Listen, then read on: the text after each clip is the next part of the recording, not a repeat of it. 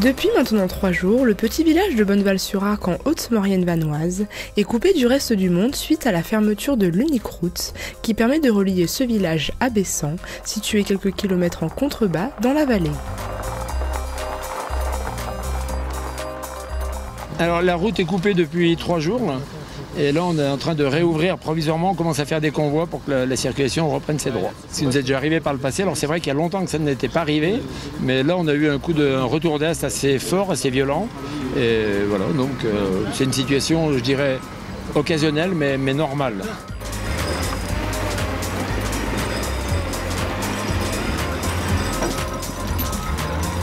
Une situation inhabituelle mais pas de quoi inquiéter ces montagnards qui ont l'habitude d'affronter des conditions météorologiques difficiles. Bon, c'est arrivé par le passé qu'on puisse rester coupé 8 jours, mais là maintenant avec les appareils de déclenchement d'avalanche de part et d'autre, ça permet de limiter un peu l'impact sur la route et du coup la coupure est beaucoup plus courte.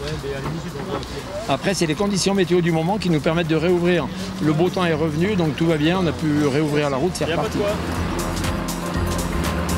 Dans la nuit de lundi à mardi, une avalanche de plusieurs mètres de haut est venue recouvrir la route. Cette coulée de neige a laissé un dépôt sur environ 250 mètres, provoquant l'isolement des 250 habitants du village de Bonneval-sur-Arc. Alors la hauteur, hier on était les premiers arrivés dans l'avalanche puisque je suis monté avec les nivologues. On estimait le plus haut de l'avalanche sur la route à une grosse dizaine de mètres à peu près et la moyenne elle est entre 7 et 8 mètres sur toute la longueur de la coulée à peu près. Et après, elle peut atteindre la route, ce qui a été le cas cette fois. Donc, on ferme la route avant, on anticipe, on fait en sorte qu'il n'y ait pas de pépins. La mission principale d'aujourd'hui était d'ouvrir une petite partie de cette route pour permettre à une première navette de quitter Bessan à 17 h pour rejoindre Bonneval-sur-Arc. Les consignes aujourd'hui, s'il n'y a pas tellement de consignes, c'est qu'on a surtout essayé de coordonner pas mal de choses avec Bonneval, puisqu'on est en train d'organiser le second convoi après 17 h pour pouvoir justement rapatrier des gens un peu à gauche et à droite, dès qui étaient bloqués à Bonneval qui voulaient redescendre et dès qui étaient bloqués en aval de Bessan et qui voulaient monter vers Bonneval. Certains habitants de Bonneval ont pris leurs précautions quelques jours plus tôt et sont descendus plus bas dans la vallée afin d'éviter l'isolement.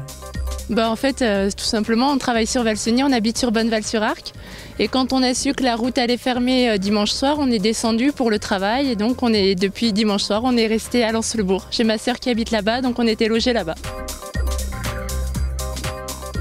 Cette première navette représente un enjeu économique important pour certains professionnels qui doivent impérativement se rendre le plus vite possible dans ce village coupé du monde. C'est important de monter à Bonneval aujourd'hui parce qu'ils ont des vaches à traire, les agriculteurs de Bonneval, qui sont adhérents à la coopérative. Et là, ils ont le lait depuis 48 heures. Donc il y en a une partie qui a déjà été balancée. Et donc on va essayer d'en récupérer ce lait de 48 heures pour essayer d'en faire quelque chose. Donc je dis quelque chose parce qu'il y a des règles de l'AOC qui sont très strictes. Et donc on respectera les règles. Donc une partie sera faite en Beaufort, une partie en bleu et une partie peut-être en beurre tout simplement. Donc on est effectivement habitué. Ce qui change quand même et qu'il faut reconnaître, ce qui est très différent, c'est que ça a été avec un très gros redout, puisque à Lens-le-Bourg il a plu, à 1400 mètres il pleut au mois de janvier, ça c'est quand même beaucoup moins habituel. Et bien sûr beaucoup de neige en altitude, et donc avec les risques qu'il y a là. Bon, aujourd'hui ça va mieux. Donc on espère qu'on va pouvoir passer en convoi pour aller chercher ce lait, pour que les producteurs puissent continuer à traire leurs vaches demain matin et les jours suivants.